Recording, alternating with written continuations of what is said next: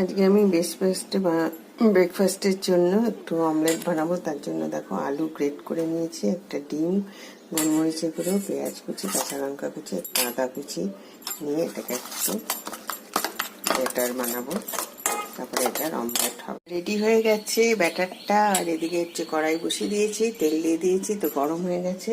তো এখানে অল্প একটু আটা ছিল বন্ধুরা, তো এটাকে একটু বেলে নিলাম, নিয়ে ওই একটু এগ রোলের মতো বানাবো। তো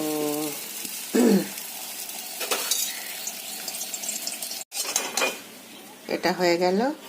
এইবার হলো এই যে ব্যাটারটা দেখছো বানিয়েছি, তো এবার এটা একটু দিয়ে দেবো। জানি না কেমন খেতে হবে, আশা করি ভালোই হবে।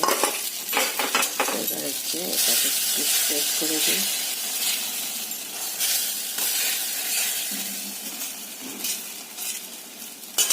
এটা অলমোস্ট হয়ে গেছে। এবার এটাকে এর উপরে দিয়ে দিলাম।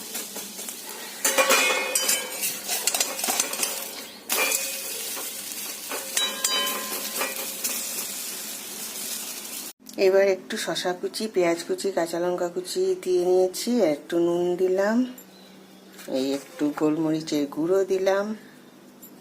ভাল লাগে খেতে গোলমরিচ, আমার ভীষণ ভালো লাগে, মানে গোলমরিচের যে ফ্লেভারটা না, ওটা আমি ভীষণ লাইক করি। আর একটুখানি এই দেখো টমেটো সস।